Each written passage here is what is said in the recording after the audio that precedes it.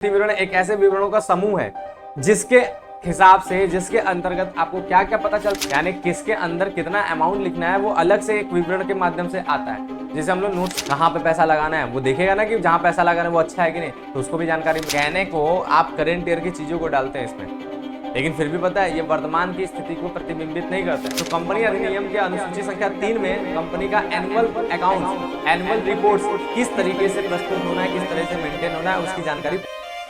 Hello दोस्तों, क्या हालचाल। विजय सर आ गए आपके पास पढ़ाने आप लोग का सबसे पसंदीदा सब्जेक्ट लेखा शास्त्र।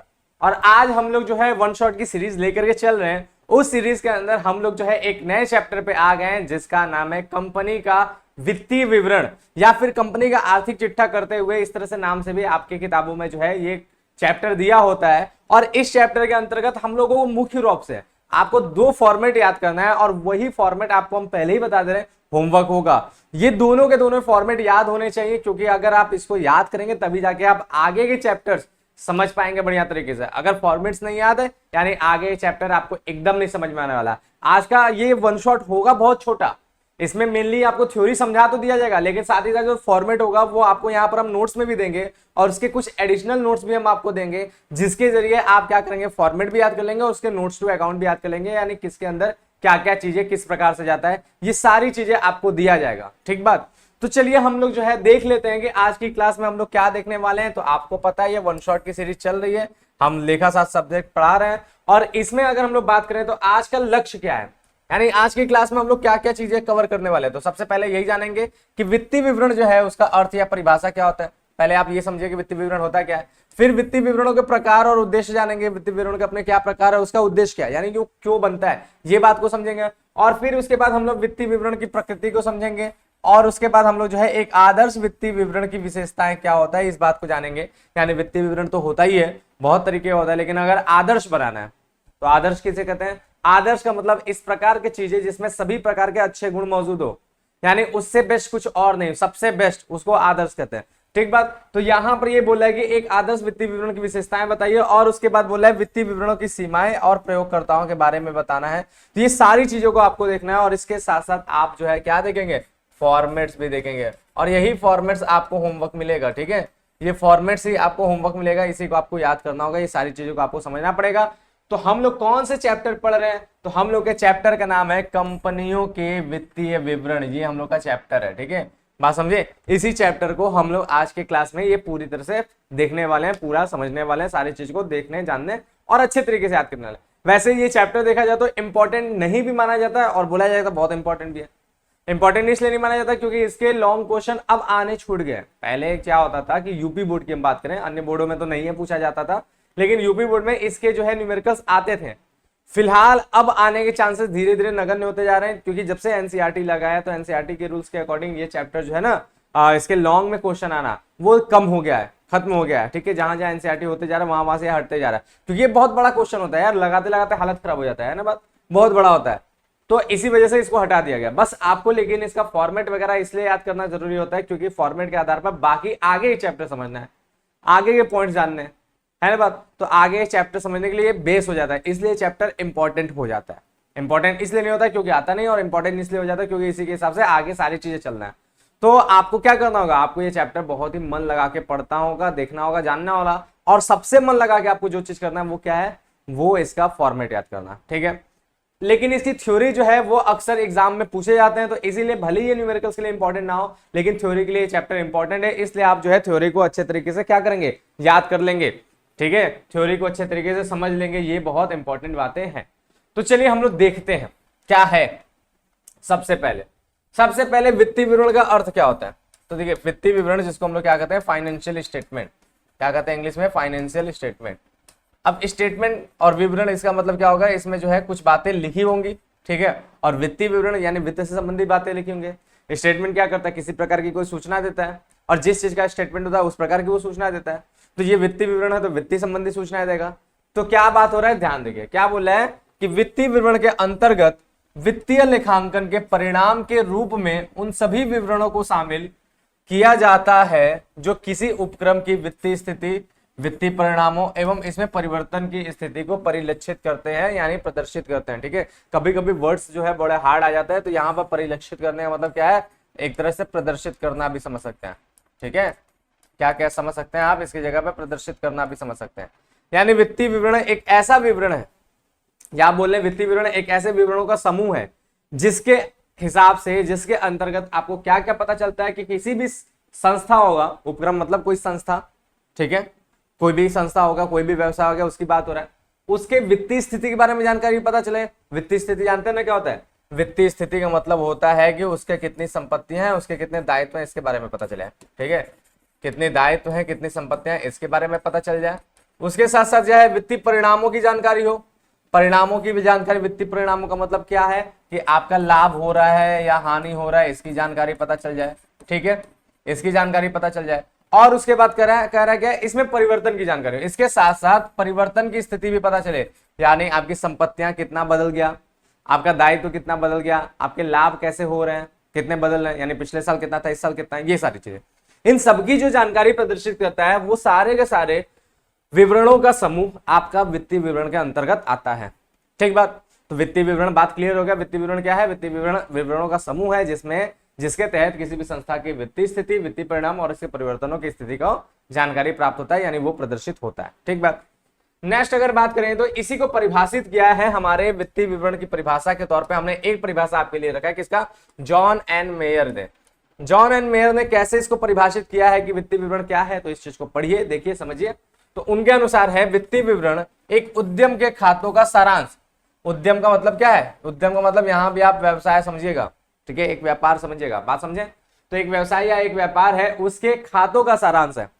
जैसे हम लोग क्या करते हैं, हम लोग जब लेखांकन स्टार्ट करते हैं तो सबसे पहले जर्नल एंट्री करते हैं, फिर जर्नल एंट्री के बाद लेजर बनाते हैं, फिर लेजर के बाद ट्रायल बैलेंस बनाते हैं, और ट्रायल बैलेंस के बाद फाइनेंशियल स्टेटमेंट बनता है। ठीक है, तो फाइनेंशियल स्टेटमेंट क्या करता है कि जितने भी लेखांकन हुए हैं उन सभी लेखांकन को सारांश देता है। भाई जनरल बहुत ज्यादा होता है, बहुत लंबा होता है, लेजर भी उसके कई खातों का वर्गीकरण होता है, बहुत बड़ा होता है। तो इन सभी चीजों को सारांश के रूप में, छोटे रूप में प्रस्तुत करने का काम कौन करता है? ये वित्तीय विवरण करता है। ठीक है, तो वित्तीय विवरण क्या करता है? खातों के सारांश, और उसके बाद क्या बोल रहा है, फिर बोल रहा है कि सारांश तुलन पत्र में, ठीक है, तुलन पत्र में परिसंपत्तियों, दायित्वों तथा निश्चित तिथि पर पूंजी की स्थिति को विशिष्ट अवधि के दौरान और संचालन के परिणाम आय विवरण को दर्शाता है। तो ये भी देखिए वही बात बोला है, लेकिन इसके लैंग्वेज थोड़े अलग हो रहा है। ये भी बताया जा रहा है कि कहां पे क्या दर्शाता है। तो बताया खातों के सारांश को, ठीक है, यहाँ पे कॉमा जो है एक तरह से को प्रेजेंट कर, सारांश को तुलन पत्र में। तुलन पत्र किसे कहते हैं? तो याद रखिए, तुलन पत्र कहते हैं बैलेंस शीट को। ठीक है, तुलन पत्र किसको कहते हैं? बैलेंस शीट को। बैलेंस का मतलब क्या होता है? बैलेंस का मतलब तराजू भी होता है ना, इसीलिए तुलन हो गया। ठीक है, और शीट का मतलब पत्र भी होता है, तो बैलेंस शीट को क्या कहते हैं? तुलन पत्र कहते हैं। तो बैलेंस शीट में परिसंपत्तियों यानी एसेट्स, दायित्व यानी क्या है? लायबिलिटीज, तथा निश्चित तिथि पर पूंजी यानी कैपिटल, इन सबको क्या करता है? इन सबको दिखाता है, बताता है। ठीक है, तो यही बोल रहा है कि तथा निश्चित तिथि पर पूंजी की स्थिति को विशिष्ट अवधि के दौरान, विशिष्ट अवधि के दौरान, यानी आपको पता है ना, ये बैलेंस शीट जब भी बनता है, आर्थिक चिट्ठा जब भी बनता है, तो उसका एक विशिष्ट अवधि होता है, और वो अवधि क्या होता है? वो अवधि आपका लेखांकन अवधि होता है। ठीक है, वो अवधि कौन सा अवधि होता है? लेखांकन अवधि होता है। यानी लेखांकन अवधि का मतलब क्या होता है? लेखांकन अवधि का मतलब पूरा का पूरा एक साल। कब से कब तक का? तो आपका एक साल कब से कब तक? 1 अप्रैल से 31 मार्च। ठीक है, तो 1 अप्रैल से 31 मार्च के बीच का जो भी हिस्सा होगा, जो भी आपके जितनी भी संपत्तियां होंगे, जितने भी दायित्व होंगे, इन सबको क्या करेगा? आपका शो करेगा। ठीक बात। कौन? तुलन पत्र, बैलेंस शीट। और बैलेंस शीट किसके अंतर्गत आता है? वित्तीय विवरण में आता है। उसके साथ साथ और बोला है, और क्या होता है? और संचालन के परिणाम। संचालन के परिणाम क्या होगा भाई? यानी संचालन का परिणाम, यानी आप अपने व्यापार चला रहे थे, उसका जो परिणाम निकल के आया, तो उसका परिणाम क्या निकल के आएगा? उसका परिणाम निकल के आएगा लाभ या हानि। बात समझे? तो परिणाम क्या निकल के आएगा? लाभ या हानि, या तो लाभ होगा या तो हानि होगा। तो उसको जो है, उसको ये प्रदर्शित करता है, उसको ये दिखाता है, लेकिन किसके जरिए? आय विवरण के माध्यम से। ठीक है, जैसे तुलन पत्र यानी बैलेंस शीट आपको संपत्ति और दायित्व के बारे में बताता है, उसी तरह आय विवरण आपको किसके बारे में समझाता है? लाभ या हानि के बारे में दर्शाता है। और आय विवरण किसे कहते हैं? आय विवरण जो है उसका नाम है स्टेटमेंट ऑफ पीएल। ठीक है, स्टेटमेंट ऑफ पीएल यानी लाभ हानि का विवरण। ठीक है, लाभ हानि का विवरण हम लोग का इसके अंतर्गत बनता है, जैसे आय विवरण भी कहते हैं। उसी के अंदर हम लोग अपने व्यवसाय का, अपनी कंपनी का लाभ या हानि के बारे में जानकारी प्राप्त करते हैं। ठीक है, तो ये जो है आपका संचालन का परिणाम की जानकारी प्राप्त होता है। तो ये सारी की सारी चीजें क्या है? यही चीज आपका क्या कहलाता है, वित्तीय विवरण कहलाता है। तो वित्तीय विवरण के अंदर आप मुख्य रूप से दो बातें जानिए, एक क्या स्टेटमेंट ऑफ पीएल को जानिए, दूसरा क्या बैलेंस शीट को जानिए, और आपको यही दोनों का फॉर्मेट भी याद करना है, ठीक बात। तो ये हो गया हमारा वित्तीय विवरण का परिभाषा, बात क्लियर हो गया बढ़िया से, ठीक है। बैलेंस शीट को समझना है और स्टेटमेंट ऑफ पीएल को समझना है। स्टेटमेंट ऑफ पीएल है क्या, तो स्टेटमेंट ऑफ पीएल एक प्रकार से लाभ हानि खाता आपने पढ़ा ना, वही चीज है, बस एक विवरण के प्रारूप में है। उसमें भी वही काम होता है कि आय होता है, व्यय होता है, उन दोनों का डिफरेंस निकालते चलते हैं, ठीक है। यहां भी वही काम होता है, बस एक स्टेटमेंट के तौर पे होता है, कोई खाता का स्वरूप नहीं होता डेबिट क्रेडिट करते हुए या टू और बाई लिखते हुए हिसाब किताब नहीं होता है, बल्कि इसमें एक विवरण के तौर पे जो है सारे के सारी चीजों को लिखा रहता है, ठीक बात क्लियर है। तो ये हो गया हमारा फाइनेंशियल स्टेटमेंट। अब आगे बात करें तो इसके प्रकार समझ लेते हैं, आखिर में वित्तीय विवरण के प्रकार कौन है। तो देखिए वित्तीय विवरण के प्रकार को यहाँ पर जो है इस तरह से बताया गया, निम्न शामिल किया जाता है। पहला क्या है, आय विवरण, है ना बात, पहला आय विवरण जो हमने समझाया, जिसे हम लोग क्या कह सकते हैं, जिसे हम लोग व्यापारी को हम लाभ हानि खाता या लाभ हानि विवरण भी कह सकते हैं, ठीक है। तो ये व्यापारी के लाभ हानि खाता का ही एक प्रारूप है, लेकिन इसे हम लोग व्यापारी के लाभ हानि खाता कहाँ पे कहते हैं, एकाकी व्यापार में कहते हैं, और कंपनी के पॉइंट ऑफ व्यू से इसे लाभ हानि विवरण कहेंगे, यानी स्टेटमेंट ऑफ पीएल कहेंगे, या फिर हम लोग आय विवरण कहेंगे, ठीक बात। दूसरा हमारा क्या है, दूसरा हमारा स्थिति विवरण, जिसमें क्या होता है, जिसमें आर्थिक चिट्ठा शामिल होता है, ठीक है, जिसमें आर्थिक चिट्ठा शामिल होता है। और तीसरा होता है अन्य विवरण। अब इस अन्य विवरण में क्या शामिल होता है, तो इस जगह पे हम लोग फ्लो चार्ट के जरिए इसको समझ सकते हैं कि किसके अंदर क्या आता है, ठीक है। तो वित्तीय विवरण का पूरा ढांचा आप जो है इस फ्लो चार्ट के माध्यम से समझ सकते हैं। सबसे पहले समझिएगा वित्तीय विवरण होता है, उसमें तीन प्रकार के विवरण आ जाएगा। पहला आय विवरण आता है, दूसरा स्थिति विवरण आता है, और तीसरा हमारा अन्य विवरण आता है। आय विवरण में आपको पता चल गया, आय विवरण में जो है लाभ हानि विवरण आता है, ठीक है। आय विवरण में क्या आता है, लाभ हानि विवरण आता है। दूसरी बात क्या है, स्थिति विवरण, यानी आपका जो है इसमें क्या आता है, इसमें आर्थिक चिट्ठा आता है, ठीक है। स्थिति विवरण में क्या आता है, आर्थिक चिट्ठा आता है, ये बात क्लियर हो गया। फिर इसके बाद स्थिति विवरण को स्टेटमेंट ऑफ अफेयर्स भी कहते हैं, तो ये आता है। और फिर इसके बाद अन्य विवरण, अन्य विवरण में कौन कौन सी चीजें आता है, तो ये भी हमारा वित्तीय विवरण का ही पार्ट है। इसके अंदर हमारा जो है ये आता है प्रतिधारित लाभों का विवरण, ठीक बात। इसके साथ साथ कोष प्रवाह विवरण, इसके साथ साथ रोकड़ प्रवाह विवरण, और इसके साथ साथ वित्तीय स्थिति में परिवर्तन का विवरण, ठीक है। तो ये चार प्रकार के अन्य विवरण भी आता है, और मुख्य रूप से आपको जो है ना ये आपके सिलेबस का हिस्सा है, तो ये आपको पढ़ना है, ठीक है। और इसका थोड़ा सा थ्योरी आपको जानना है। बाकी इन दोनों का जिक्र हम लोग के जो है सिलेबस में नहीं होता है, तो हम लोग इन दोनों के बारे में नहीं ज्यादा उतना समझते हैं। हम लोग को क्या देखना है, ये एकदम एक चैप्टर ही है, सबसे आखिरी चैप्टर, इसको तो एकदम डिटेल से पढ़ना ही है। साथ ही साथ इसकी भी थ्योरी को आपको आने वाले चैप्टर्स में समझाएंगे क्या होता है, किस प्रकार का होता है, ठीक है। तो ये सारे के सारे हमारे वित्तीय विवरण के अंतर्गत आने वाली चीजें हैं। लेकिन मुख्य रूप से हमारा यही दो आता है वित्तीय विवरण में, क्या, एक लाभ हानि विवरण, दूसरा आर्थिक चिट्ठा, ठीक बात। तो ये हम लोग देख लिए, ये हम लोग जान लिए। अब हमें ये पूरा बात समझ में आ गया कि वित्तीय विवरण होता क्या है, फॉर्मेट भी समझ में, सॉरी, हमने वित्तीय विवरण का डेफिनेशन भी देख लिया, अर्थ भी देख लिया, और उसके साथ साथ उसके अंदर कौन कौन से विवरण आते हैं ये भी समझ लिया। अब हम लोग इससे संबंधित और भी कुछ बातें जानते हैं। अब उसमें क्या जानेंगे, तो इसमें थोड़ा सा कुछ बातें और बताया है। क्या बता रहा है कि यह भी उल्लेखनीय है कि इन विवरणों के पूरक के रूप में जो भी विभिन्न अनुसूचियां या खातों से संबंधित नोट्स दिए जाते हैं वे भी वित्तीय विवरणों का भाग माने जाते हैं। जैसे कि देखिए यहाँ पर फॉर्मेट दिया हुआ है, यानी हमने विवरण दिया हुआ है, लेकिन इसके साथ साथ कुछ हमने बोला है एडिशनल नोट्स भी प्रोवाइड करेंगे जो नोट्स टू अकाउंट दिखाएगा, ठीक है। यानी किसके अंदर कितना अमाउंट लिखना है वो अलग से एक विवरण के माध्यम से आता है, जिसे हम लोग नोट्स टू अकाउंट कहते हैं, ठीक है। यानी खातों से संबंधित नोट, तो वो भी उसी वित्तीय विवरण का ही पार्ट होता है। बात समझे, यही बता रहा है।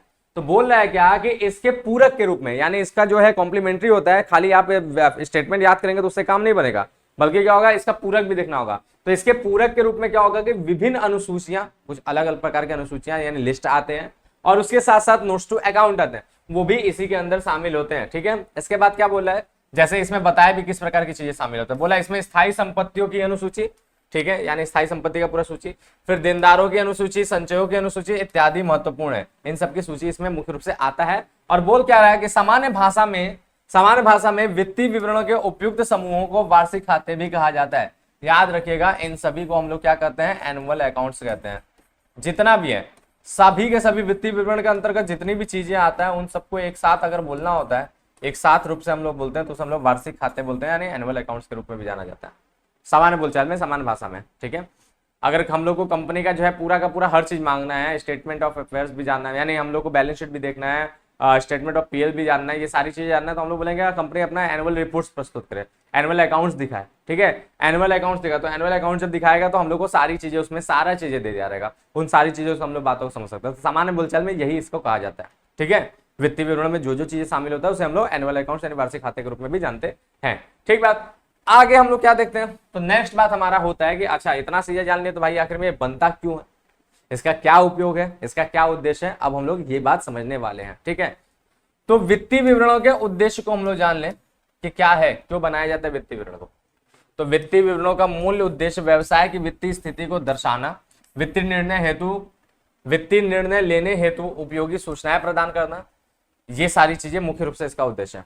ठीक है, मुख्य रूप से उद्देश्य क्या है कि पहले तो भाई व्यवसाय की वित्तीय स्थिति क्या है ये दर्शाइए, यानी कितना एसेट से कितना लायबिलिटी से, इसका जानकारी होना चाहिए। इसके साथ साथ निर्णय लेने हेतु जो उपयोगी निष्कर्ष होता है ये पता चलता है। जाहिर सी बात है, हम लोग लेखांकन क्यों करते हैं, लेखांकन के जरिए हम अपनी स्थिति को जान लेते हैं, अपने व्यवसाय की स्थिति को, कि व्यापार किस स्थिति में, अच्छा चल रहा है, बेकार चल रहा है, क्या चल रहा है। ठीक है, इसके साथ साथ हम अपनी कमजोरियों को भी देख लेते हैं। अगर व्यापार बेकार चल रहा है तो हमें पता चल जाता है क्यों बेकार चल रहा है। ठीक है, लेखांकन से बात पता चल रहा है। अब क्यों बेकार चल रहा है, जब हमें ये पता चल गया तो हम उस कमी को दूर कर सकते हैं कि नहीं, यानी हम निर्णय ले सकने की कंडीशन में आ सकते हैं ना, कि हमें आगे क्या करना है, किस स्टेप को लिया जाए जिससे हमारा व्यापार और अच्छा काम करे। तो निर्णय लेने के लिए भी उपयोगी जो निष्कर्ष निकलता है, उपयोगी जो चीजें मिलता है, जो भी तथ्य मिलता है, वो भी हमें इसी के माध्यम से मिलता है। और इन्हीं सभी चीजों को हम लोग यहाँ पे पॉइंट वाइज भी समझ सकते हैं। तो क्या बोला है, विस्तृत रूप से वित्तीय विवरण के उद्देश्यों को निम्न प्रकार से रखा जा सकता है ये पॉइंट के जरिए। पहला पॉइंट, वित्तीय सूचनाएं प्रदान करना। तो सबसे पहला इसका यही काम है कि यह व्यापार को वित्तीय सूचनाएं प्रदान करता है। वित्तीय सूचनाएं क्या प्रदान करता है, जैसे ये बताता है कि व्यापार में कितनी संपत्ति है, ठीक है, संपत्ति की जानकारी देता है, व्यापार में कितने दायित्व हैं इसकी जानकारी देता है, व्यापार के कितने देनदार हैं इसके बारे में पता चलता है, व्यापार के कितने लेनदार हैं इसके बारे में पता चलता है, व्यापार की कितनी पूंजी है इसके बारे में पता चलता है। तो जो भी वित्तीय सूचनाएं होता है इन सबकी क्या होता है, इन सबकी जानकारी हमारा इसके माध्यम से होता है। किसके माध्यम से, वित्तीय विवरण के माध्यम से होता है। ठीक है, बात क्लियर हो गया, इन सबकी जानकारी हमें पता चलता है। इसके बाद क्या है दूसरा, अर्जन क्षमता की जानकारी। इसके साथ साथ हमारा जो है ये वित्तीय विवरण किस बात की जानकारी देता है कि अर्जन क्षमता कितना है, यानी व्यापार कितना कमा रहा है। अर्जन क्षमता का मतलब यही समझ सकते हैं कि लाभ की क्षमता। ठीक है, किसकी क्षमता, लाभ की क्षमता। ठीक है, लाभ की क्षमता यानी बोल सकते हैं हम लोग लाभदायकता की जानकारी बोल सकते हैं। ठीक है, लाभदायकता की जानकारी यानी व्यापार हम चला रहे तो भाई व्यापार हमारे लिए लाभदायक है कि नहीं, वो कितना लाभदायक है, वो किस प्रकार से हमारा लाभ दे रहा है। तो व्यापार की वित्तीय स्थिति के साथ साथ व्यापार की लाभदायकता की भी जानकारी होता है, व्यापार की लाभ अर्जन करने की क्षमता की भी जानकारी होता है कि व्यापार लाभ कितना कमा सकता है। कैसे पता चलता है भाई, हमारे पास लाभ हानि विवरण है उसके जरिए पता चलता है, वो बता देता है कि व्यापार कितना लाभ कमा रहा है। ठीक है, तो इसकी भी जानकारी हमारे इसके जरिए मिलता है। इसके साथ साथ क्या बोला है, वित्तीय स्थिति की जानकारी। ठीक है, तो देखिए पहले वाले पॉइंट में वित्तीय सूचना प्रदान करना, उसी में सारी बातें आ गया। वित्तीय स्थिति की जानकारी अलग से बताया। वित्तीय स्थिति की जानकारी मतलब हमने बार बार बोला, ये पॉइंट्स बार बार ये शब्द मिलते रहेंगे जब तक आप वित्तीय विवरण पढ़ेंगे, जब तक इससे संबंधित बातें पढ़ेंगे। तो इसका उद्देश्य इसलिए भी है क्योंकि ये वित्तीय स्थिति की जानकारी देता है, यानी हम अपने व्यापार की सारी संपत्तियों की जानकारी देता है कि हमारे व्यापार में कितने प्रकार की कितनी कितनी संपत्तियां हैं, और इसके साथ साथ क्या करता है, और इसके साथ साथ व्यापार में जितने भी दायित्व हैं सभी प्रकार के दायित्वों की भी जानकारी देता है कि हमारे व्यापार में कितने प्रकार के कौन कौन से दायित्व हैं। ठीक है, इन सबकी जानकारी देते हुए व्यापार की वित्तीय स्थिति की जानकारी भी प्रदान हो जाता है। ठीक बात। इसके साथ साथ क्या बोला है, इसके साथ साथ बोला है वित्तीय स्थिति में परिवर्तन की जानकारी। अब ये जो है ना, देखेंगे इसका फॉर्मेट, तो इसमें क्या होता है, इसमें दो चीजें शामिल किया जाता है। पिछले साल का भी रिकॉर्ड शामिल किया जाता है, इस साल का भी रिकॉर्ड शामिल किया जाता है। बात समझे, जब भी हमारा फाइनेंशियल स्टेटमेंट का कोई भी फॉर्मेट देखें, चाहे स्टेटमेंट ऑफ पीएल देखें या बैलेंस शीट देखें, दोनों में क्या होता है, पिछले साल का भी रिकॉर्ड्स होता है और इस साल का भी रिकॉर्ड्स होता है, दोनों शामिल होता है। तो इसके जरिए क्या होता है, हम तुलना कर लेते हैं एक ही जगह पे कि भाई पिछले साल कितना था, इस साल कितना है, परिवर्तन पता चल जाता है। पिछले साल कितना था, इस साल कितना है, परिवर्तन पता चल जाता है। तो वित्तीय विवरण के जरिए हम लोग क्या कर सकते हैं, अपना परिवर्तन जान सकते हैं, चेंजेस जान सकते हैं हर आइटम का, कि भाई हमारा पिछले साल कितनी संपत्तियां थी, इस साल कितनी है, यानी पिछले साल कितना फर्नीचर था, इस साल कितने रुपए का है, पिछले साल कितने की मशीनरी था, इस साल कितने रुपए का मशीनरी है, पिछले साल हमने कितना बेचा था, इस साल हमने कितना बेचा है। इस सभी प्रकार की जानकारी हमारा जो भी वित्तीय विवरण बनते हैं उनके जरिए पता चल जाता है, क्योंकि उसमें दोनों साल के फिगर्स होते हैं। ठीक बात, क्लियर है। फिर इसके बाद क्या है, वित्तीय पूर्वानुमानों में सहायता। इसके साथ साथ हम लोग का फोरकास्टिंग, पूर्वानुमान, इसमें भी हम लोग को जो हेल्प मिलता है। जैसे अब हम लोग जो है पिछले साल और इस साल का देख रहे हैं कि बढ़ रहा है, घट रहा है, क्या देख रहा है, उसके हिसाब से हम ये तुलना कर सकते हैं या एक अनुमान लगा सकते हैं, क्योंकि हमारे पास 2 साल का डेटा है। ठीक है, 2 साल के डेटा को हम एनालाइज करके हम ये सोच सकते हैं कि हाँ अगले साल लगभग इस प्रकार की चीजें हमें देखने को मिलेगा। ठीक है, पूर्वानुमान कैसे लगता है, आप भविष्य की कल्पना कैसे करते हैं, भूत को देखते हुए, वर्तमान को देखते हुए, आपकी अभी की जो स्थिति है इन सभी चीजों को देखते हुए। जैसे अभी आप सभी बच्चे पढ़ते पढ़ते आप एक अनुमान लगा रहे होंगे कि हाँ मेरा बोर्ड में इतना % आ जाएगा, ठीक है, इतने नंबर हम ले आएंगे। किस हिसाब से? अपनी तैयारी के हिसाब से। आपने तो जो है आप किस प्रकार से प्रिपरेशन कर रहे हैं, आप किस प्रकार से पढ़ रहे हैं, उसके हिसाब से आप ये बात सोच रहे हैं, ये बात आप समझ रहे हैं। क्लियर बात? तो यही बात है कि हम लोग जब पूर्वानुमान लगाते हैं, भविष्य की कल्पना करते हैं, तो भविष्य की कल्पना करने के लिए हमारे पास आधार होना चाहिए। और यहां पर आधार कौन प्रस्तुत करा है? यहां पर आधार प्रस्तुत करा है आपका वित्तीय विवरण, या फिर बोल लें जो भी हमारा आर्थिक चिट्ठा है, जो भी हमारे पास स्टेटमेंट ऑफ पीएल है और अन्य प्रकार के विवरण है वो, ठीक है, वो प्रस्तुत कर रहे हैं। 2 साल का डेटा दे रहे हैं, पिछले साल का भी यानी भूतकाल का भी और इस साल का भी यानी वर्तमान का भी। तो इस दोनों की वजह से हम भविष्य की भी कल्पना कर पाते हैं, ठीक है। तो इनके लिए भी हमारा ये काम करता है। फिर इसके बाद हमारा अगला क्या? प्रयोगकर्ताओं के लिए विविध सूचनाएं। इसके साथ साथ वित्तीय विवरण के कई प्रयोग करते हैं, जिसको अभी हम लोग इसी चैप्टर में पढ़ेंगे आगे, ठीक है।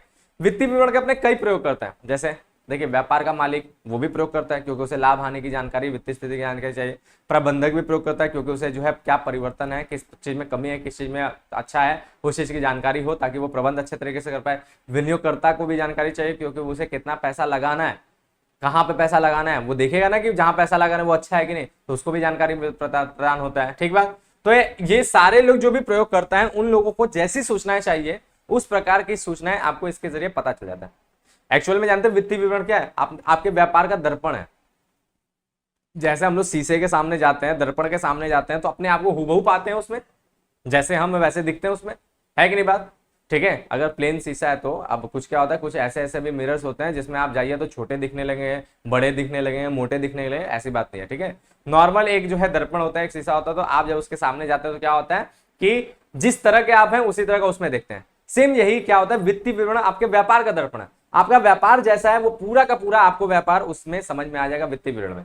तो इसीलिए जो भी उसके प्रयोग करता है इन सूचनाओं के, वो क्या करते हैं, वो इन्हीं के जरिए पूरे व्यापार को समझ लेते हैं कि व्यापार कैसा है, फिर उसके हिसाब से अपना डिसीजन ले पाता है, ठीक बात। तो उनके लिए भी जो है महत्वपूर्ण सूचनाएं इसके जरिए प्रदान हो जाता है, किसके जरिए? वित्तीय विवरण के लिए। तो इसीलिए वित्तीय विवरण बनाया जाता है, यही इसका उद्देश्य है। नेक्स्ट बात देखा जाए तो वित्तीय विवरण की प्रकृति देख लें। प्रकृति का मतलब यहां पर आप विशेषताओं से भी जान सकते हैं, ठीक है, कि वित्तीय विवरण की अपनी क्या प्रकृति है, क्या विशेषताएं, किस तरीके से हमारे जो है इसमें बातें और शामिल है, ठीक है। यानी वित्तीय विवरण को और बेहतर तरीके से समझने के लिए सारे पॉइंट्स को आप समझ लीजिए, सारी बातें आपको क्लियर हो जाए। तो बोल रहा क्या, वित्तीय विवरणों की प्रकृति के संबंध में निम्न बिंदुएं महत्वपूर्ण है। वित्तीय विवरण में जो है ये सारी की सारी चीजें होनी चाहिए, ये बातें बता रहे हैं।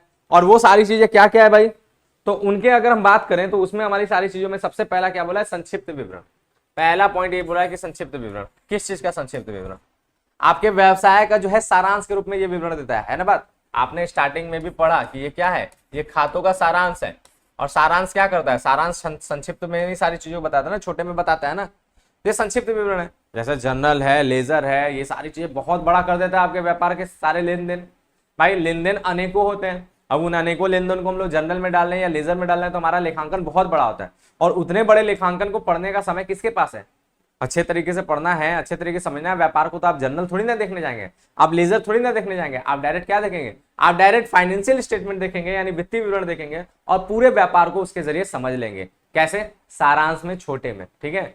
तो ये क्या है, ये सारांश के रूप में प्रस्तुत होता है, जिससे आसान होता है बातें।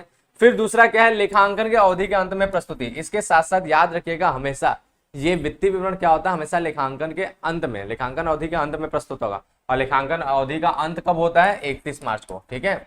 और इसी अंत में बनने की वजह से, याद रखिएगा, इसी अंत में बनने की वजह से इसे एक और नाम से जाना जाता है। जानते हो क्या नाम है? वो है आपका अंतिम खाते, ठीक है। इसी वित्तीय विवरण को हम लोग जो है अंतिम खाते नाम से भी जानते हैं। तो कंपनी के अंतिम खाते नाम से भी किसी में ये चैप्टर दिया रहता है, ठीक है। अंतिम खाते यानी फाइनल अकाउंट, ठीक है। फाइनल अकाउंट्स नाम से भी हम लोग जो है इस जो है बात को समझते हैं, वित्तीय विवरण को जानते हैं, ठीक बात, क्लियर है, समझ में आया। और ये कब बनता है? अंत में प्रस्तुति होता है इसका। फिर इसके बाद क्या बोला है, लिखे गए तथ्यों पर आधारित। इसके साथ साथ ये जो वित्तीय विवरण तैयार होता है ना, वो अनुमानित तथ्य नहीं होते इसमें।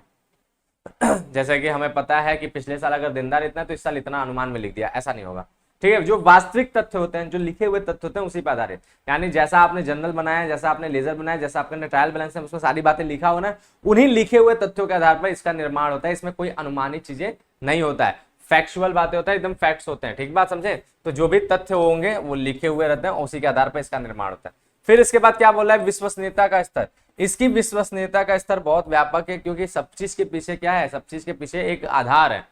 हमने बोला ना कि मनगढ़ंत बातें इसमें थोड़ी ना लिखा जाता है अपने मन से कि कुछ भी लिख दो, ऐसी कोई बातें नहीं, बल्कि हर चीज के पीछे एक फैक्ट है, हर चीज के पीछे वो एक लिखा हुआ पूरा तथ्य है, हर चीज के पीछे अपना क्या है, प्रमाणक भी होता है। आपको पता है लेखांकन का एक चीज, कि आपको जो भी चीजें लेखांकन में शामिल करता है उसके पीछे प्रमाणक भी लिखते हैं, वाउचर्स हैं, तो प्रमाणक भी है। तो सारी चीजों के पीछे अपना जो है सबूत बने हुए हैं, सबूत पड़े हुए हैं, इसलिए इसका विश्वसनीयता क्या होता है, हाई रहता है। इसके साथ साथ कंपनी का जो वित्तीय विवरण तैयार होता है उसमें सभी प्रकार के जो है जो मुख्य मुख्य लेखांकन सिद्धांत होते हैं, जो व्यवसाय के वित्तीय स्थिति को मतलब वित्तीय विवरण को और शुद्ध और स्पष्ट और अच्छे तरीके से बनवाता है, वो सारे इसमें लागू हो जाते हैं। इसलिए भी इसके विश्वसनीयता का स्तर क्या होता है, बहुत ऊंचा होता है, बहुत बढ़िया होता है। ठीक है, तो विश्वसनीयता का स्तर इसमें जो है बढ़िया बना रहता है। फिर इसके बाद क्या है, लेखांकन धारणाएं एवं परंपराएं। हमने बोला ना अभी कि इसमें लेखांकन के सारे सिद्धांत वगैरह लगे रहते हैं। ठीक है, तो यहां भी ये भी याद रखें कि वित्तीय विवरण के अंतर्गत जब भी वित्तीय विवरण का तैयार होता है तो उसमें लेखांकन की अवधारणाएं जो है, लेखांकन की परंपराएं जो हैं, लेखांकन के सिद्धांत जितने भी हैं, वो सभी चीजों को यहाँ पर प्रयोग करते हुए ही बनाया जाता है। और ये सारी चीजें आपने कहाँ पढ़ा होगा, क्लास 11th में। लेखांकन की अवधारणाएं, परंपराएं, मान्यताएं, ये सारी चीजें आपने क्लास 11th में पढ़ा होगा ना। लेखांकन के सिद्धांत, GAAP, गैप, है ना बात, तो ये सारी चीजें आपने पढ़ा होगा। तो ये आप जो है जानिएगा कि वो सभी के सभी चीजों का यहाँ पर प्रयोग किया जाता है जब कंपनी का वित्तीय विवरण तैयार होता है। ठीक है, तो उसी के आधार पर ये सारी चीजें बनता है। और फिर अगला एक बात और, लेखापाल के व्यक्तिगत निर्णयों का प्रभाव। इसके साथ साथ कभी भी लेखांकन लेखापाल के व्यक्तिगत निर्णयों से अछूता नहीं रह सकता। लिखने वाला कोई व्यक्ति है, हम देखिए एक ही काम है, अगर उसको हम करते हैं या कोई अगला व्यक्ति करता है तो देखेंगे बातें वही रहेंगे, लेकिन जो है थोड़ा सा परिवर्तन दिख जाएगा। हम ये चैप्टर आपको पढ़ा रहे हैं, अगर यही चैप्टर कोई और आदमी आपको पढ़ाएगा तो जिस तरह से हम आपको समझा रहे हैं सेम टू सेम तरीका वो नहीं होगा, जबकि सिलेबस वही है। मान लीजिए सेम किताब से दोनों पढ़ के भी पढ़ा रहे हैं तब भी, है ना बात, सब कुछ सेम होने के बावजूद भी क्या होगा कि बदल जाएगा थोड़ा सा चीजें, क्योंकि एक व्यक्तिगत रूप से कोई चीजों पे प्रभाव जरूर पड़ता है। उसी तरह लेखांकन भी जब किया जाता है तो लेखापाल यानी अकाउंटेंट जो होते हैं वो अपना जब करते हैं ना, तो उनके भी व्यक्तिगत निर्णय लेखांकन में प्रभाव डालता है। जैसे डेप्रिसिएशन उन्होंने किस विधि से लगाया होगा, इसने किस विधि से लगाया होगा, लेखांकन में इसने कौन कौन से मान्यताओं, परंपराओं और सिद्धांतों को प्रयोग किया होगा, उसने कौन कौन से मान्यता, सिद्धांत, परंपराओं का प्रयोग किया होगा। तो इस प्रकार के छोटे मोटे जो चीजें होती हैं वो व्यक्तिगत निर्णयों के हिसाब से जो है बदलती रहती हैं, और इसी वजह से कोई भी लेखांकन जो है लेखापाल के व्यक्तिगत निर्णयों से प्रभावित होता ही है। इसी प्रकार से वित्तीय विवरण पर भी उसका प्रभाव पड़ता है। ठीक बात, तो ये बातें हो गया। नेक्स्ट बात अगर हम लोग देखा जाए तो अगली बात हमारा क्या है कि एक आदर्श वित्तीय विवरण की विशेषताएं। अब हम लोग देखिए पिछले वाले में क्या था, जो प्रकृति हमने पढ़ा था वो क्या था, एक सामान्य वित्तीय विवरण की बात था, हर प्रकार के वित्तीय विवरण में उस तरह की बातें होना चाहिए। लेकिन अब बात हो रहा है एक आदर्श। तो हमने आपको आदर्श का मतलब क्या बताया था, जो बेस्ट होगा, यानी इससे अच्छा कुछ नहीं, है ना बात, जिसमें सभी प्रकार के गुण मौजूद हो, जिसमें सब कुछ शामिल हो, उसको हम लोग आदर्श कहेंगे। इससे अच्छा कुछ हो ही नहीं सकता। तो वो वित्तीय विवरण कैसा होना चाहिए जिसमें सभी प्रकार के गुण मौजूद हो, यानी जो सबसे आदर्श हो। तो उसमें क्या हो, सबसे पहला क्या है, तैयार करने में सरलता, यानी वो सरल हो, लेखापाल आराम से तैयार कर सके, कोई भी उसको आराम से, लेखापाल ही, क्योंकि वित्तीय विवरण जनरली जो है अकाउंटेंट के द्वारा ही तैयार किया जाता है, तो वो आसानी से तैयार किया जा, सरल हो, समझ में आने लायक हो, इस प्रकार का होना चाहिए। दूसरी बात क्या है, दूसरी बात है शुद्धता एवं विश्वसनीयता, वो पूरी तरह से शुद्ध हो, यानी साफ साफ एकदम अच्छे तरीके से लिखा हो, और विश्वसनीयता उसके अंदर हो, यानी हर चीज लिखने के पीछे कुछ आधार हो, ऐसा कोई मनगढ़ंत बातें उसमें ना हो। ठीक है, उसके बाद क्या है, बोधगम्यता, जिसे आसानी से समझा जा सके, सब लोग समझ सके, जो भी वित्तीय विवरण के जो पक्षकार हैं, जो भी उसको प्रयोग करने वाले लोग हैं, वो लोग आराम से उसको समझ सके, इसलिए जो है बोधगम्य होना चाहिए। फिर तुलनात्मकता, वो ऐसा होना चाहिए जिसका तुलना में भी प्रयोग किया जा सकते हैं, यानी पिछले साल के वित्तीय विवरण का इस साल का वित्तीय विवरण का तुलना किया जाए, पिछले 2-3 सालों का वित्तीय विवरण का इस साल के वित्तीय विवरण से तुलना किया जाए, यानी तुलनात्मकता का भी गुण हो, तुलना करने लायक हो। फिर उसके बाद क्या है, ध्यानाकर्षक, यानी इस प्रकार से मेंटेन करना चाहिए जो है थोड़ा सा अच्छा लगे, साफ सुथरा, बढ़िया, स्पष्ट। देखिए लेखांकन का ये सबसे बड़ा गुण होना चाहिए कि वो एकदम शुद्ध, एकदम स्पष्ट, एकदम साफ सुथरा होना चाहिए, कटपिट वगैरह या थोड़ा सा भी गंदा कुछ ऐसा ना होना चाहिए, या इस प्रकार की चीजें ना होना चाहिए जिसके वजह से डाउट उत्पन्न हो। ठीक है, तो जितना आप साफ सुथरा, जितना बढ़िया बनाएंगे उतना ही ज्यादा क्या होगा, ध्यान आकर्षक होगा। और इसीलिए बोला जाता है लेखांकन कला एवं विज्ञान दोनों है, क्योंकि कला क्या करता है, कला जो है ध्यान को आकर्षित करता है। तो हमारा इसी प्रकार का वित्तीय विवरण भी होना चाहिए कि वो ध्यान आकर्षक हो। उसके बाद शीघ्रता, उसमें शीघ्रता का भी गुण हो, यानी जो भी टॉपिक जानना है, जिसकी भी जानकारी लेना है, हम तुरंत उससे उसकी जानकारी ले पाए, तुरंत वो चीज हमें वहां पे मिल जाए। ठीक है, तो इस प्रकार से मेंटेन हो जाना चाहिए जिससे शीघ्रता वाला भी बात है, जिसको जो जानकारी चाहिए तुरंत वहां तक उसकी पहुंच हो जाए। ठीक है, और उसके बाद क्या है, पूर्णता। इसके साथ साथ वित्तीय विवरण में ये भी होना चाहिए कि वो पूर्ण रूप से हो, यानी क्या हो कि आपका जो है ना ऐसा वित्तीय विवरण हो कि आप जो है उसमें सारी बातें उल्लेख हो, कोई भी चीजें छुपा ना हो। जैसे क्या होता है, एक होता है संभाव्य दायित्व, ठीक है, कॉन्टीजेंट लायबिलिटी, वो एक्चुअल में लायबिलिटी नहीं होता, होने वाला, मतलब ऐसी दायित्व है जो हो भी सकता है जो नहीं भी हो सकता है, इस प्रकार का। तो वित्तीय विवरण के सबसे नीचे उसके बारे में भी उल्लेख होता है, बैलेंस शीट के अंदर तो नहीं, लेकिन उसके नीचे फुटनोट में उसके बारे में उल्लेख होता है कि हाँ हमारे जो व्यापार है उसके पास इतने का संभाव्य दायित्व भी है। इसीलिए वित्तीय विवरण में पूर्णता का भी गुण होना चाहिए, उसमें सारी बातें उल्लेख होना चाहिए। और इसके साथ साथ क्या है, उसके साथ साथ अगला हमारा है प्रासंगिकता। ठीक है, यहाँ पे थोड़ा सा गलत लिखा है, प्रासंगिकता। प्रासंगिकता का मतलब क्या होता है कि वो प्रासंगिक भी होना चाहिए, यानी जैसा बिजनेस है उस बिजनेस के हिसाब से वो जो है सही होना चाहिए। ठीक है, हर प्रकार के बिजनेस का वित्तीय विवरण अलग अलग होता है। जैसे एकाकी व्यापार में हम लोग वित्तीय विवरण बनाते हैं, अलग तरीके से बनता है, साझेदारी में बनाते हैं अलग तरीके से बनता है, कंपनी में बनता है तो अलग तरीके से बनता है। तो जिस प्रकार की संस्थाएं होगा उस प्रकार का वित्तीय विवरण हमारा बनता है, तो इसलिए संस्थाओं के अनुरूप होना चाहिए, संस्थाओं के हिसाब से बनना चाहिए, यानी प्रासंगिक होना चाहिए। ठीक बात, तो ये सारे के सारे गुण अगर हम लोग एक वित्तीय विवरण में संभालते हैं, लेके आते हैं, तो हमारा वित्तीय विवरण सर्वश्रेष्ठ बनता है, सबसे अच्छा बनता है, यानी आदर्श होता है। ठीक बात, नेक्स्ट अगर हम लोग बात करें तो अगली बात होता है वित्तीय विवरणों की सीमाएं। अब देखो भाई, हर चीज का अपना एक लिमिटेशन भी होता है, अपनी कुछ कमियां भी होता है, कोई भी चीज अनलिमिटेड नहीं है, दायरा सबका अपना कहीं ना कहीं फिक्स है। जैसे देखिए, जैसे अगर हम बात करें कि हमारा जो है ना, अगर हम ऑफलाइन क्लास पढ़ाते हैं तो मेरा दायरा क्या होता है, एक क्लास तक सीमित रहता है कि इस रूम में, उस क्लासरूम में कितने बच्चे बैठ सकते हैं, वहीं तक पढ़ा सकते थे।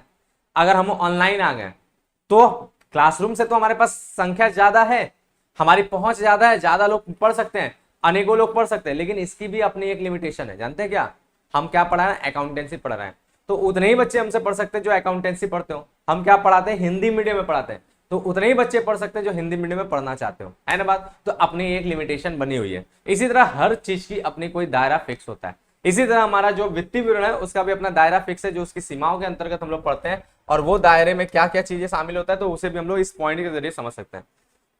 तो क्या बोल रहे हैं, यद्यपि वित्तीय विवरणों को उपयोगकर्ताओं की उपयोगिताओं को ध्यान में रखते हुए अत्यधिक सावधानी से बनाया जाता है, तथापि निम्नलिखित सीमाएं भी हैं। इसके बावजूद भी इसमें कुछ सीमाएं हैं। जैसे पहला सीमा यह है कि वर्तमान स्थिति को प्रतिबिंबित नहीं करता है। देखिए, कहने को आप करेंट ईयर की चीजों को डालते हैं इसमें, लेकिन फिर भी पता है ये वर्तमान की स्थिति को प्रतिबिंबित नहीं करता है, क्योंकि इसके अंतर्गत आप क्या करते हैं, इसके अंदर आप वो चीजें लिखते हैं जो 1 अप्रैल से 31 मार्च के बीच में हुआ है। ठीक है, 1 अप्रैल से 31 मार्च के बीच में हुआ है, और आप जो है वित्तीय विवरण कब बना रहे हैं, आखिरी डेट पे बना रहे हैं, यानी 31 मार्च को बना रहे हैं।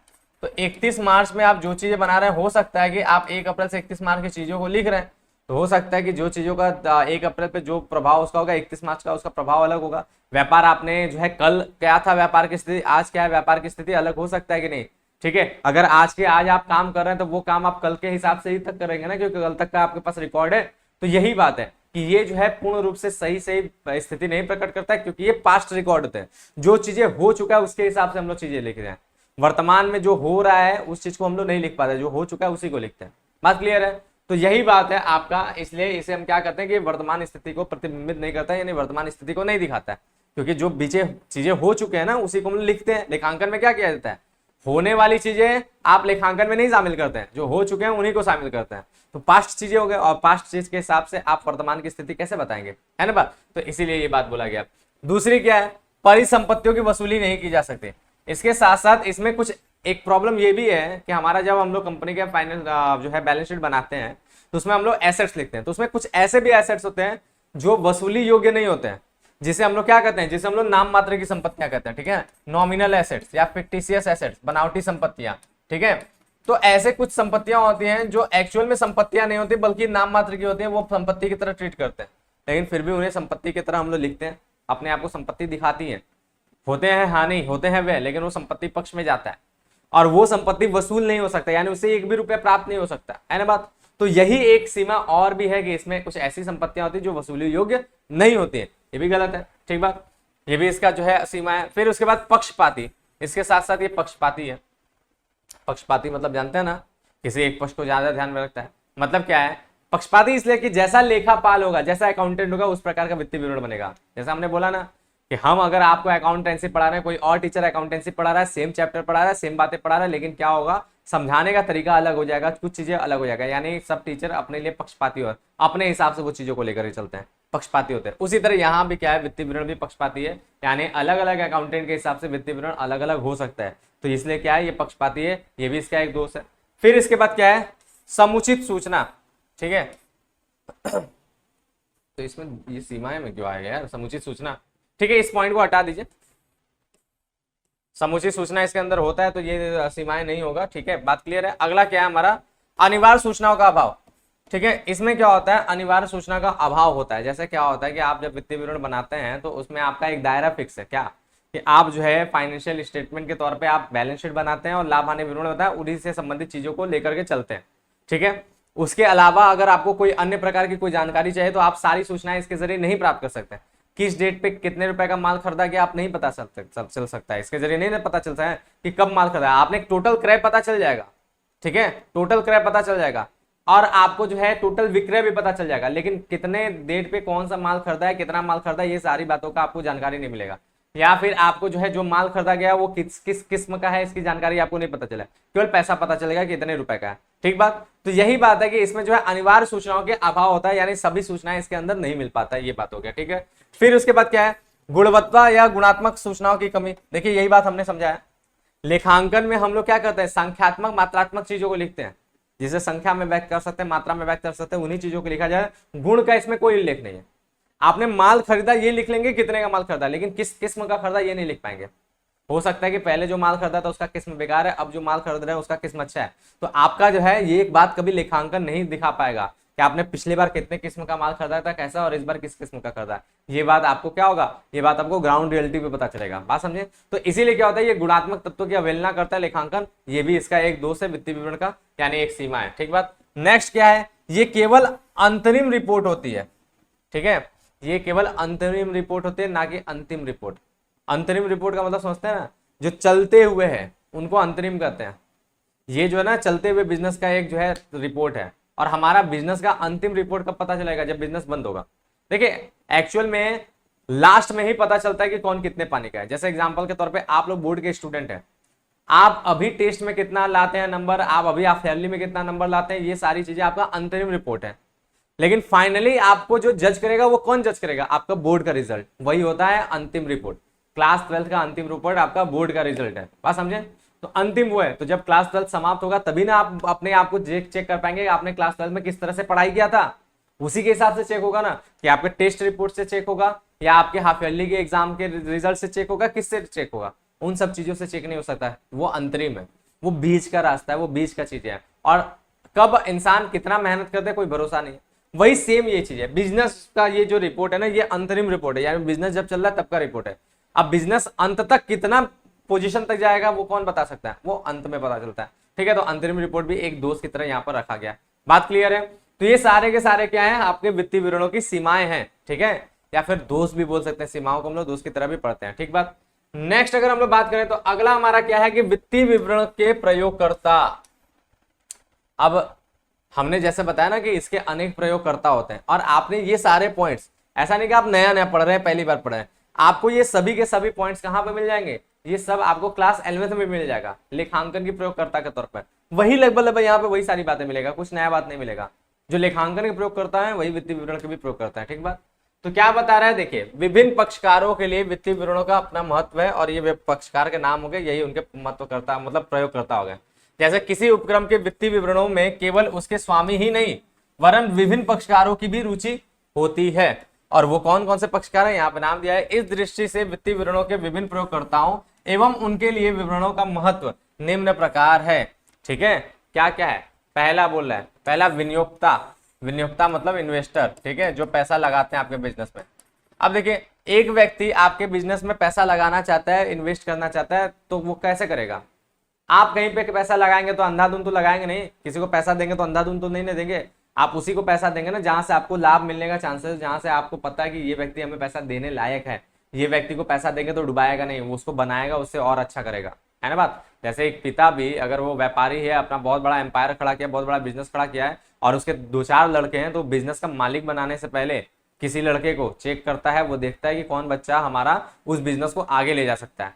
तो एक इन्वेस्टर भी क्या करता है, अपना पैसा किसी बिजनेस में लगाता है, वो देखता है कि हम किस बिजनेस में लगा रहे हैं। वो बिजनेस में पैसा लगाएंगे तो बिजनेस हमारा पैसा डुबा तो नहीं देगा ना, आखिर मुझसे रिटर्न मिल पाएगा कि नहीं। तो उसके लिए क्या होना चाहिए, उस बिजनेस को आपको समझना पड़ेगा, और बिजनेस को समझने के लिए आपको क्या चाहिए, उसका प्रतिबिंब। और बिजनेस का प्रतिबिंब क्या होता है, बिजनेस का प्रतिबिंब, उसका दर्पण कौन होता है, हमारा वित्तीय विवरण। वित्तीय विवरण को जैसे हम लोग सारे चीजों को एनालाइज कर लेते, पढ़ लेते, समझ लेते हैं, तो हमें पता चल जाता है कि हाँ हम लोग इसमें पैसा लगाएं या ना लगाएं। ठीक है, तो एक विनियोजक के तौर पर आपको ये पढ़ना पड़ता है। दूसरा ऋणदाता, जैसे विनियोजक है उसी तरह ऋणदाता भी है। भाई कोई भी व्यक्ति लोन देने से पहले यही सोचेगा कि उससे मिलने लायक है कि नहीं। ऐसे ही नहीं कि किसी को भी उठा के लोन दे दिए। एक बहुत गरीब है, जिस बार कोई इनकम का कोई सोर्स नहीं, आपने उसको लोन दे दिया, तो क्या होगा, जब इनकम का सोर्स नहीं तो लोन कैसे चुका पाएगा, यानी उनको लोन देने का मतलब आप अपना पैसा डुबा रहे हैं।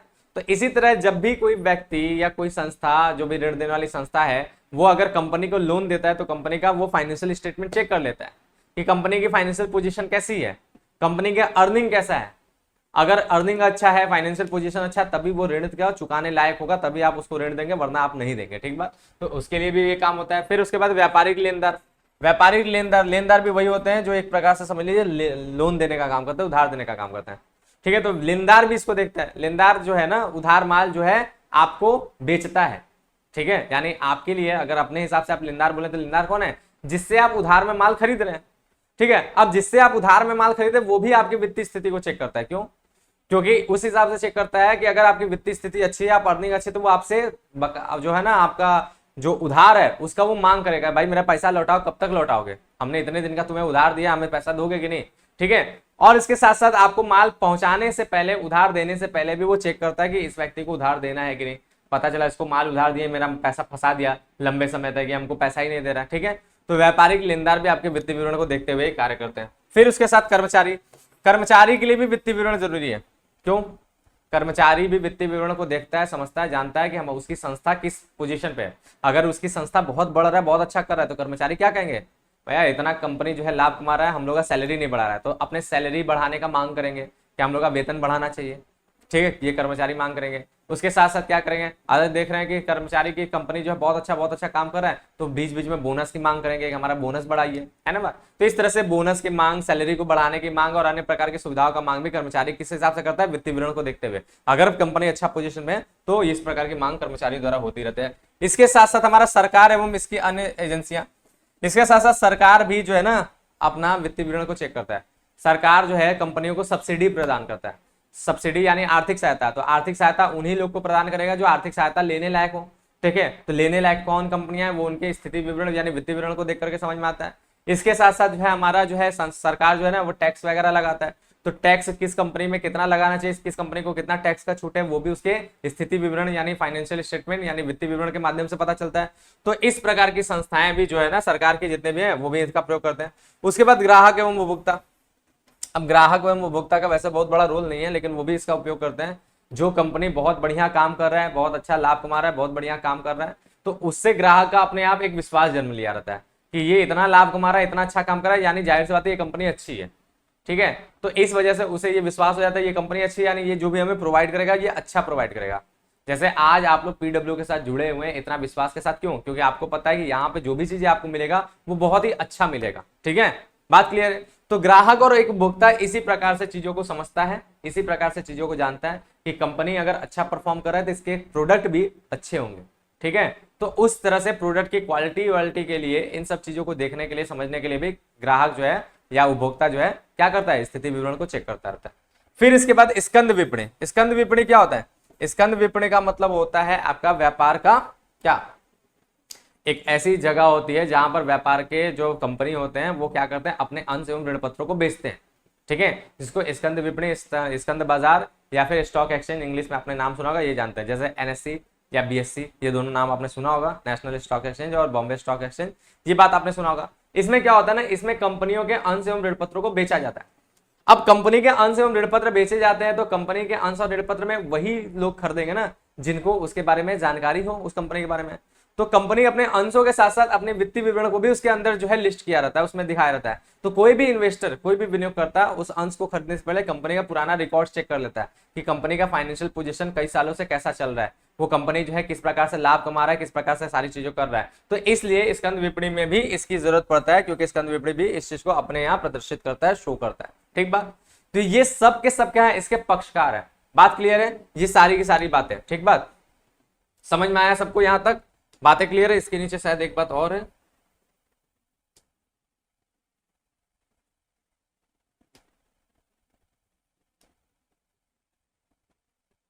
इसके साथ प्रबंधन। ठीक है, इसके साथ एक और शब्द है, वो क्या है, प्रबंधन। तो उसको भी हम लोग देख लेते हैं। ठीक है, लास्टवा हमारा क्या है, 8वां में प्रबंधक। ठीक है, यहाँ नीचे छुपा हुआ है, दिख नहीं रहा था इसलिए उठाकर हमने देखा।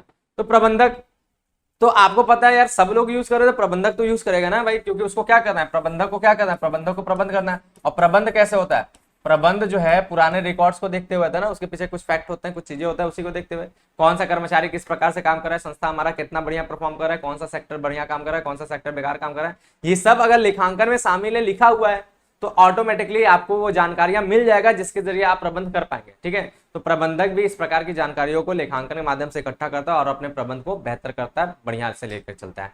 तो ये सब हो गए हमारा क्या, वित्तीय विवरण के प्रयोगकर्ता। तो इस प्रकार से हमने आपको 8 प्रयोगकर्ता के बारे में बता दिया। ठीक बात। आगे अगर हम लोग बढ़ेंगे तो अब क्या है, तो अब हम लोग जानेंगे वही जो आपका होमवर्क है, कंपनी के वित्तीय विवरण यानी अंतिम खातों की कंपनी अधिनियम 2013 की अनुसूची संख्या 3। याद रखिएगा, कभी कभी पूछा जाता है कंपनी का वित्तीय विवरण यानी कंपनी का अंतिम खाते कंपनी अधिनियम की किस अनुसूची में दिया है, तो याद रखिएगा अनुसूची संख्या 3। ठीक है, अनुसूची 3 में। ठीक है, अनुसूची 3 में जो है ना, कंपनी के क्या बताया गया, कंपनी के वित्तीय विवरण के बारे में बताया गया।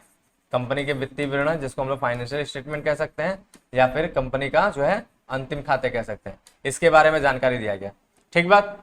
तो इसमें क्या क्या चीजें होता है, अनुसूची 3 में जो है मुख्य बातें हैं। सबसे पहले ए पॉइंट में, अनुसूची संख्या 3 में ए पॉइंट में इसकी मुख्य बातें होते हैं, जिसमें आपको वित्तीय विवरण का आशय, प्रकार और सीमाएं हम लोग जानते हैं। जैसे क्या होता है, ये जानते हैं कि ये केवल लंबवत प्रारूप में होगा। याद रखिएगा, कंपनी का जो भी वित्तीय विवरण होता है, जो भी स्टेटमेंट होता है, वो लंबवत प्रारूप में होता है।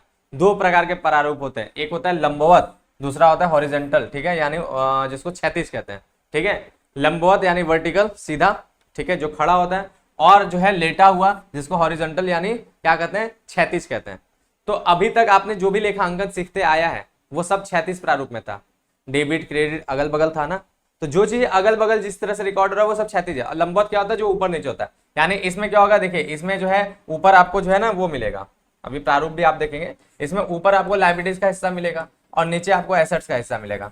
जबकि अभी तक आपने क्या देखा था, अभी तक आपने बैलेंस शीट बनाना सीखा होगा, तो उसमें क्या लायबिलिटीज आपको इस साइड मिलता था, एसेट्स आपको इस साइड मिलता था।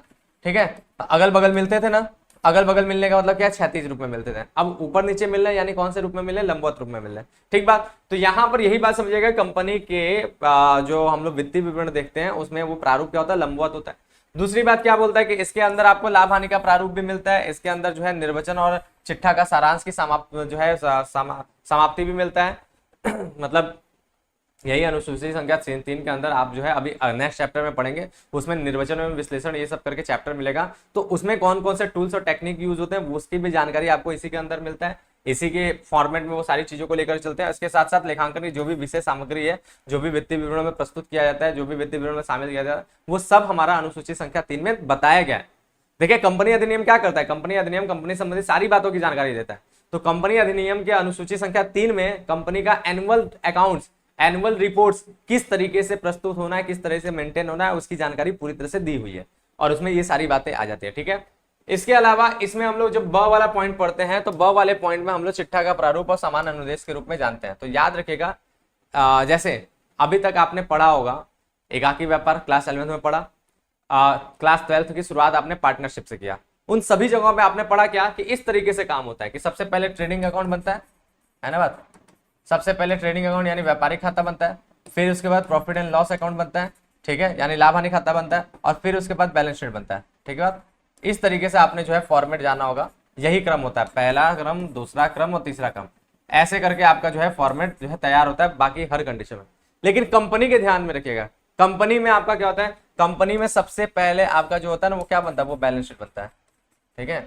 इसमें पहले बैलेंस शीट बनता है और फिर उसके बाद जाके सेकंड नंबर पे क्या होता है, सेकंड नंबर पे आपका स्टेटमेंट ऑफ पीएल बनता है, ठीक है। फिर सेकंड नंबर पे आपका स्टेटमेंट ऑफ पीएल बनता है, यानी लाभ हानि विवरण बनता है। बात क्लियर है। तो कंपनी में उल्टा काम होता है, पहले आर्थिक चिट्ठा फिर जाके स्टेटमेंट ऑफ पीएल, ठीक है। इसी वजह से आपका जो फॉर्मेट है वो कंपनी अधिनियम 2013 की अनुसूची संख्या 3 के भाग 1 में, पहले पार्ट में भाग 1 में जो है आपको आर्थिक चिट्ठा का जो है ना वो प्रारूप मिलेगा, ठीक है।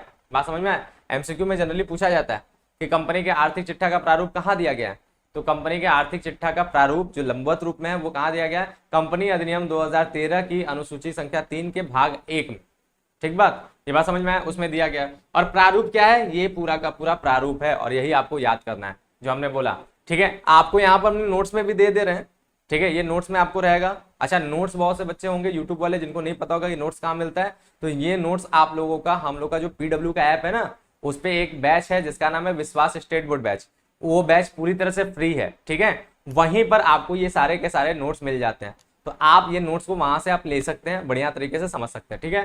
तो ये नोट्स के अंदर हमने डाल दिया, इसके साथ साथ आपके किताबों में भी सभी लोगों के, जो बच्चे जहां भी जिस भी बोर्ड से पढ़ रहे हैं, जो भी किताब का प्रयोग कर रहे हैं, उन सबके किताबों में ये फॉर्मेट दिया होगा, आपको ये फॉर्मेट पूरा याद कर लेना है, ठीक है। ये पूरा का पूरा फॉर्मेट याद कर लेना है। और इन फॉर्मेट को सपोर्ट करने के लिए एक होता है नोट्स टू अकाउंट, वो हम हैंड रिटन नोट्स के माध्यम से अपलोड करवा देंगे वहीं पर, तो उसके जरिए से भी आप जो है नोट्स टू अकाउंट भी सारी चीजों को समझ लेना, ठीक है। ये सब याद करने वाली बातें, इसमें समझाने वाला कोई जैसा चीज नहीं है।